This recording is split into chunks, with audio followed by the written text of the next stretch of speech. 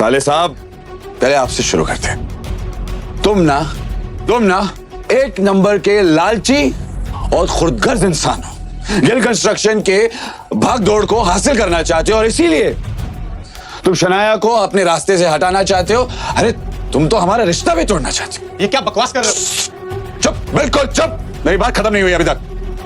हाँ, तो तुम इस बिजनेस को हासिल करने के लिए तरह तरह की चालें चलते हो। अपने बाप नीरज गिल के साथ मिलकर दादाजी की चपलूसी करते हो और उन्हें शनाया के खिलाफ भड़काते हो। Stop it. अगर ये हो क्या रहा है यहाँ? दादाजी। वैसे भी दादाजी, आपका क्या कहना? दिखाने को तो आप शनाया को मौका देते रहते हो, लेकिन अंदर ही अंदर आप शौर्य को ज्यादा चाहते हो। इसीलिए तो आपका हर एक फैसला शौर्य के हक में और शनाया के खिलाफ होता है। You are disgusting. जाओ यहां से। आहान, अपनी हद में रहो। ये हमारे दादाजी हैं। तुमसे उम्र, रिश्ते और औहदे में सबसे बड़े हैं। शगन, ओ शगन, तुम्हारी कमी थी। क्या है, मुझे पता है कि शनाया के खिलाफ तुम और शौर्य अब एक हो चुके हो।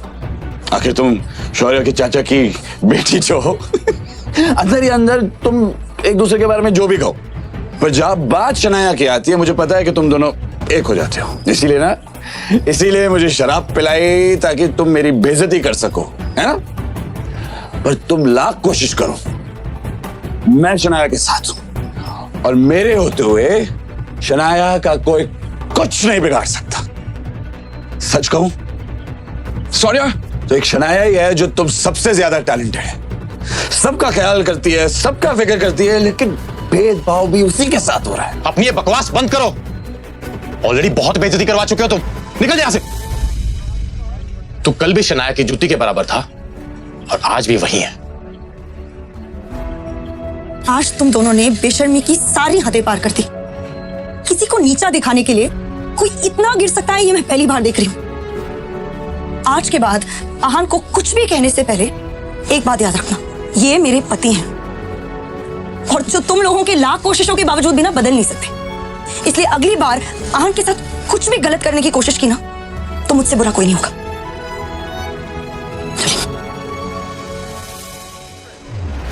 ये सब क्या है शौर्य?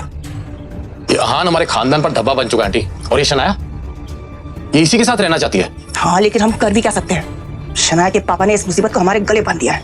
कर सकते हैं, हम बहुत कुछ कर सकते हैं। अगर आप चाहें तो हम इनका रिश्ता भी खत्म कर सकते हैं। Really? मगर कैसे?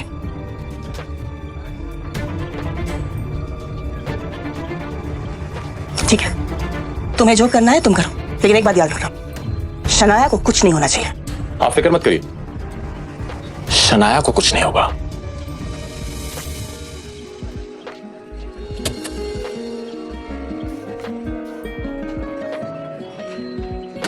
आज जो कुछ भी हुआ है उसे भड़काने में जरूर शौर्य और शगुन का हाथ है। मगर जो भी हो, आखिरकार आहान के दिल में छुपी हुई फीलिंग्स तो सामने आ गई। अब मैं कॉन्फिडेंट हूँ कि आहान भी वही महसूस करता है जो मैं करती हूँ।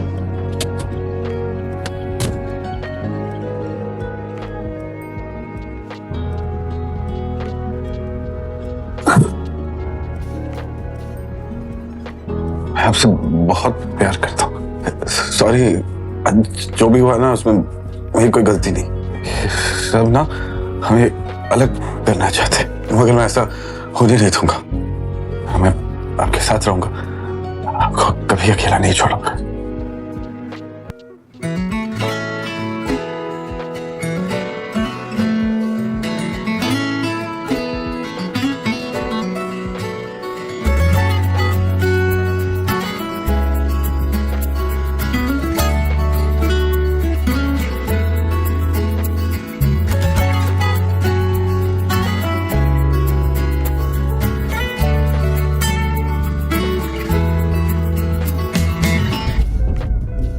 मैं यहाँ कैसे आया?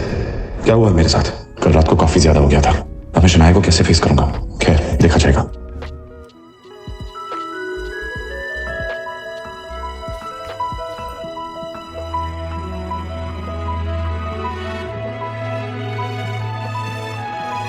Good morning. कल रात जो भी हुआ उसके मैं बहुत शर्मिंदा हूँ। कल रात को आपको फिर से मेरी वजह से तकलीफ हुई, उसके लिए हो सके तो मुझे माफ कीजिए। के लिए रियली सॉरी। कॉफी तो ले लो। एक्चुअली वो मुझे फ्रेश होने जाना है, बहुत काम है, लौट कर पी लूंगी।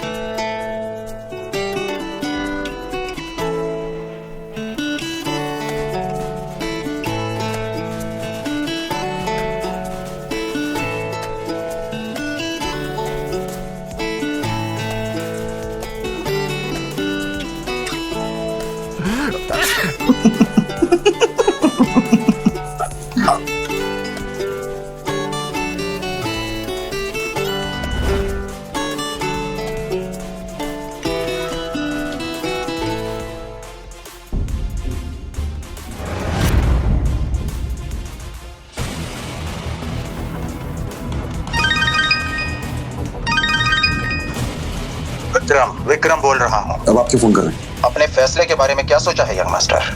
मैंने आपसे कितनी बार कहा है मेरा पीछा छोड़ दीजिए, मुझे बार बार फोन मत कीजिए। मैं नहीं चाहता कि कोई भी जाने कि मैं एक अमीरजादा हूं। ये बात सीक्रेट ही रहनी चाहिए।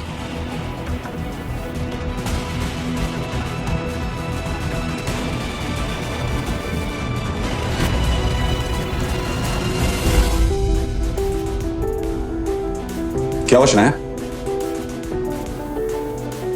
हाँ, वो कल रात को जो हुआ इसलिए। इट्स ओके, मुझे ऑफिस जाना है, इसलिए बार बार एक ही बात करना बंद कीजिए प्लीज।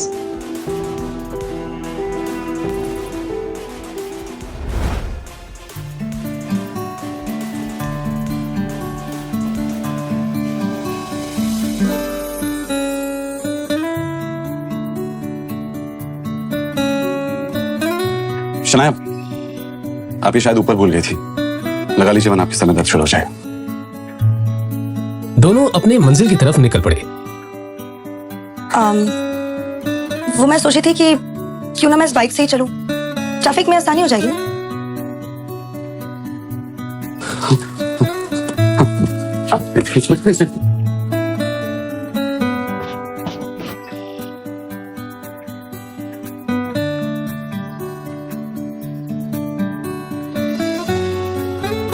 बाइक पर बैठकर शनाया ने आहान के कंधे पर हाथ रखा तो आहान को एक अलग ही एहसास हुआ। शनाया का भी कुछ यही हाल था। आज वो दोनों पहली बार पूरे होश में एक दूसरे के इतने पास थे। आप चलेंगे या किसी और का भी इंतजार है?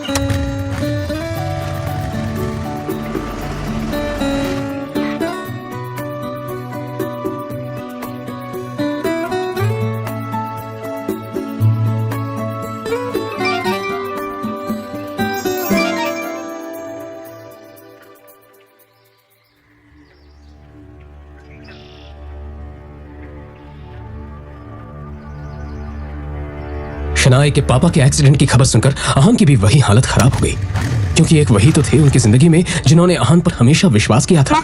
शनाया, बेटा तुम्हारे पाप आईसीयू में रखा है। आप चिंता मत कीजिए, सब ठीक हो जाएगा। जाके पता करके आते हैं, चलिए। क्या बात है डॉक्टर, कैसी हालत है उनकी? जब उन्हें यहाँ लाया गया तो उनकी हालत बहुत खराब थी और अब उनकी हालत स्थिर है। फिर भी हम उन्हें निगरानी में रखे हुए हैं। फिलहाल उम्मीद है कि उनकी हालत में सुधार हो, पर कुछ और होने की आशंका से हम इनकार भी नहीं कर सकते।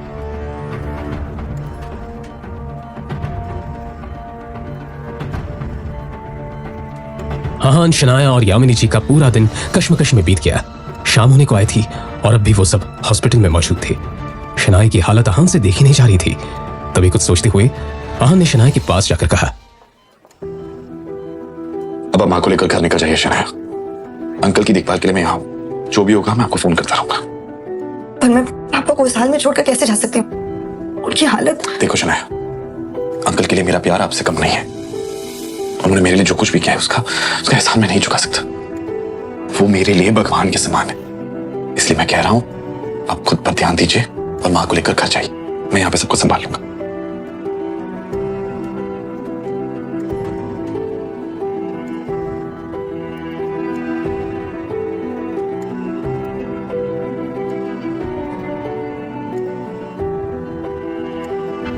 देखिए आगे क्या होता कुछ है। देर में मजा शनाया आता अपने है कमरे पर और यामिनी जी अपने घर पर थी। उधर आहान अभी हॉस्पिटल में एक जगह बैठा हुआ था जब डॉक्टर ने उसके पास आकर कहा, देखिए मिस्टर शेखर की हालत अचानक ही बहुत ज्यादा बिगड़ती जा रही है। जल्दी उनको ऑपरेशन करना होगा। डॉक्टर आपने तो कहा था उनकी हालत स्थिर है, फिर अचानक क्या हो गया? इस बारे में हम कुछ भी ठीक से नहीं कह सकते, मगर उनका ऑपरेशन जल्दी नहीं किया गया तो उनकी जान को खतरा है। डॉक्टर आपको किस बात का इंतजार है? आप ऑपरेशन शुरू कीजिए। ओके फाइन, मगर कुछ डॉक्यूमेंट्स है जो आपको भरने पड़ेंगे और साथ ही जाकर बिल काउंटर पर आप जाकर 15 लाख जमा करा दीजिए। मैं ऑपरेशन की जाकर तैयारी करता हूँ। ओके। 15 लाख की बात सुनते ही अहान टेंशन में नजर आने लगा। उसने शनाया को कॉल करने के लिए फोन निकाला ही था कि तभी उसके सामने विक्रम खड़ा दिखाई दिया, जो अहान की तरफ देखकर मुस्कुरा रहा था। उसे देखते ही अहान के दिमाग में ढेर सारे डाउट्स आ गए और वो विक्रम के पास जाकर बोला, आप यहाँ पे क्या करें? वैसे शनाया पैसे का इंतजाम आसानी से कर लेगी, लेकिन आपने ये सोचा है यंग मास्टर कि ये सब अपने आप कैसे हो गया? यह एक्सीडेंट तुम्हारे पापा के कहने पर ही करवाया गया है। आपकी हिम्मत कैसे हुई ये करवाने की? आदित्य रायजादा की हिम्मत इतनी ज्यादा है कि उनके एक इशारे पर शेयर मार्केट हिल सकता है। ये तो एक मामूली सा एक्सीडेंट है। ये आपने सही नहीं किया और इसकी कीमत आपको चुकानी ही होगी। बस 15 लाख की तो कीमत है और मैं वो पूरी देने के लिए तैयार हूं। रायजादा ग्रुप को अपना लो। वैसे भी इस कंपनी के सामने 15 लाख ऊंट के मुंह में जीरे समान है। ये पैसे तो तुम्हें देने ही होंगे, लेकिन अंकल के एक्सीडेंट का हिसाब मैं बाद में लूंगा, लेकिन तुम्हारी बात कभी नहीं मानूंगा। वैसे भी अगर मैं तुम्हें पैसे ना दूं तो तुम्हारा काम रुकेगा नहीं। शनाया है तुम्हारे पास, क्यों? लेकिन सोचो, अगर शनाया को यह पता चल जाए कि रायजादा खानदान के साथ ताल्लुक होना ही इस एक्सीडेंट की वजह है, तो क्या वो तुम्हें माफ करेगी? हाँ? तुम्हारा ये जो रिश्ता है धीरे धीरे सही हो रहा है, वो पूरी तरह खत्म हो जाएगा।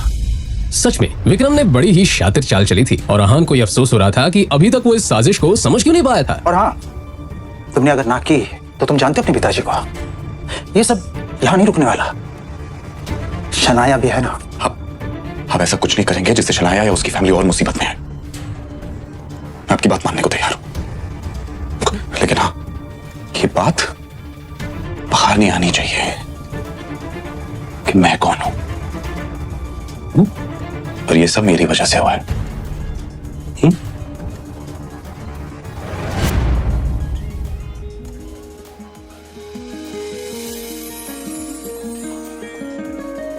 अहान ने शनाया को उसके पापा की हालत के बारे में बताया और फिर जरूरी फॉर्मेलिटीज पूरी करने के बाद उनका ऑपरेशन शुरू हो गया।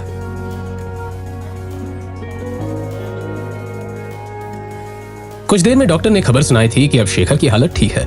ये सुनकर दोनों ने राहत की सांस ली। अब वो मैं पापा के लिए खाना लेकर आई थी, सोचा था उनकी तबीयत बेटर होगी तो उन्हें खिला दूंगी, पर अब आप ही को खाना पड़ेगा। अब भिंडी की सब्जी है। अहान को सच में भूख लगी थी। उसने टिफिन खोला तो अंदर भिंडी की सब्जी रखी हुई थी जो अहान को बहुत पसंद थी। तभी उसे शनाया की बात याद आई कि उसने खाना पापा के लिए बनाया था, मगर उसके पापा शेखर को तो भिंडी से सख्त नफरत थी। मतलब साफ था कि शनाया ने ये खाना अहान के लिए बनाया था। पापा, मैं भी क्या?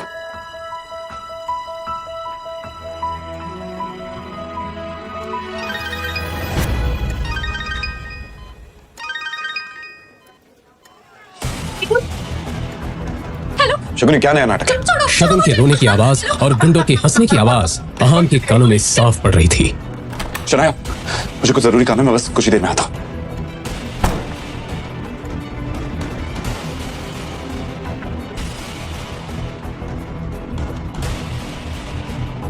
अचानक हुए इस हमले से अहान खुद को संभाल नहीं पाया। अपनी नाक पर पड़े बंधन से अहान ने निकलने की पूरी कोशिश की थी, मगर अंत में उसका शरीर ढीला होता गया और अहान बेहोश होकर जमीन पर गिर पड़ा। जाहिर था अहान को रुमाल में लगे क्लोरोफॉर्म की मदद से बेहोश किया गया था और फिर जैसे ही वो बेहोश हुआ, उसके सामने दो चेहरे आकर खड़े हो गए। उनका नाम शौर्य और शगुन था। दोनों के चेहरे पर एक विजयी मुस्कान थी। तभी शगुन ने शौर्य से कहा, इसके बाद क्या हुआ कुछ पता नहीं चला। अगली सुबह जब अहान की आंख खुली तो उसे अपने कमरे में पाया। मैं कैसे आया? रात के बारे में याद आते ही अहान चौंक पड़ा। क्या हुआ है मेरे साथ?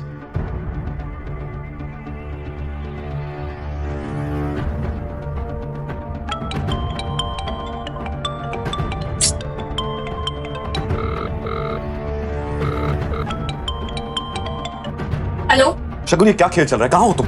मैं जब मल्होत्रा के यहाँ पहुंचा तब वहां तुम नहीं थी, और फिर मुझे किसी ने बेहोश कर दिया, और अब मैं अपने घर में उठाऊं। सच सच बताओ, मेरे साथ क्या हुआ? लगते नशे करने की आदत पड़ गई है क्या आपको जीजा जी? देखिए, मैंने आपको कहीं नहीं बुलाया। मैं तो शहर से बाहर हूँ यार। देखिए जीजा जी, मैं बहुत